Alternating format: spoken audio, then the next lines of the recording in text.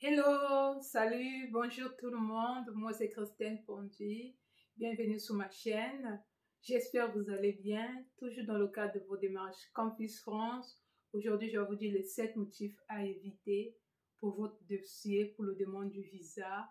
Si vous ne voulez pas avoir le refus, juste après le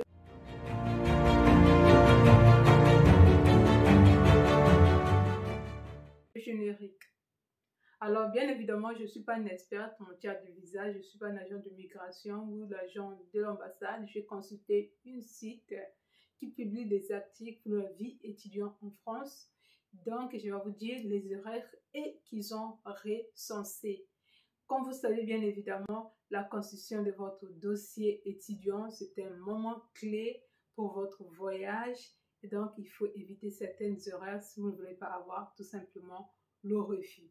Donc, on va rentrer dans le but du sujet. Premièrement, pour eux, le document, votre passeport, c'est un document très important. Il faut éviter les passeports falsifiés ou faux. Le faux de votre document. Et aussi, dans votre passeport, la durée de votre passeport ne doit pas être inférieure à 6 mois. Vous demandez un visa sur pour un an et votre passeport va expirer dans 3 mois, dans 6 mois. Ça ne va pas plaire au niveau de l'ambassade. Bien évidemment, ça ne va pas passer. Deuxième erreur, l'erreur le plus connu et le plus fréquent, c'est l'insuffisance des fonds. Ça veut dire simplement votre garant ou bien les ressources que vous avez présentées n'est pas suffisamment, ne répond pas à la norme. Et aussi, l'attestation d'hébergement, tous vos papiers qui concernent l'hébergement, le garant, vos finances, n'est pas simplement clair pour l'ambassade, c'est un motif de refus de visa. Troisième erreur à éviter, bon, c'est pas trop fréquemment pour les étudiants, mais quand même, ça peut arriver. Le fait que vous présentez au niveau de l'ambassade une attestation d'acceptation, d'admission ici en France qui n'est pas authentique, qui n'est pas vérifiable, ou tout simplement l'établissement n'est pas reconnu. Bon, pour les gens qui sont passés par Campus France, forcément l'établissement est reconnu.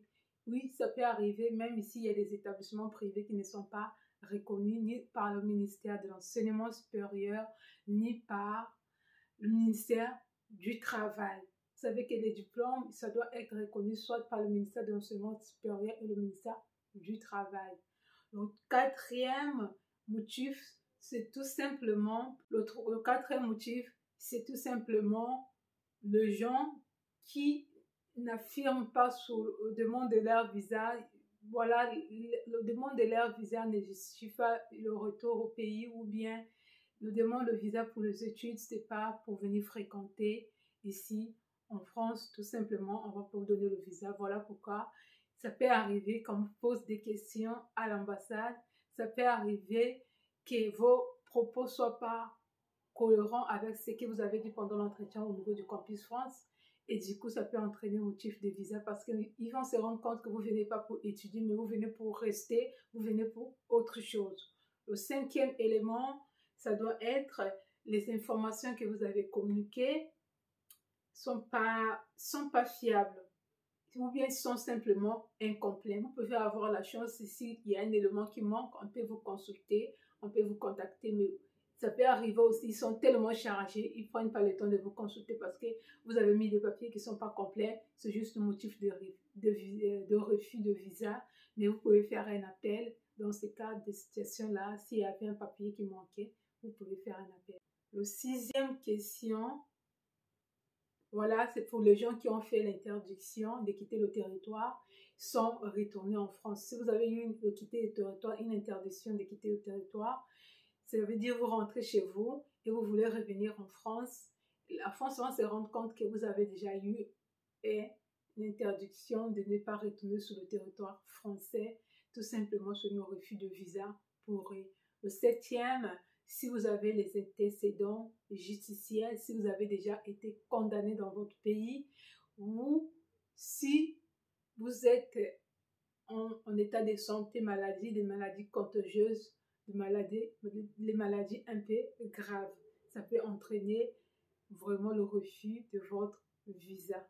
Donc, nous avons vu le passeport, nous avons vu vos documents sur l'attestation de vos ressources, votre attestation d'hébergement.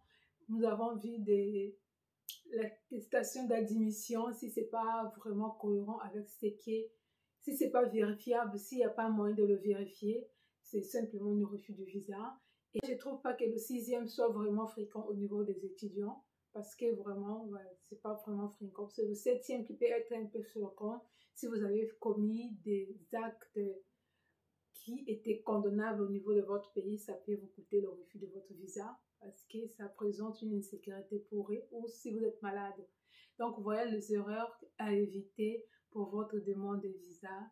J'espère que c'était clair pour vous. Je vous revois pour la prochaine fois.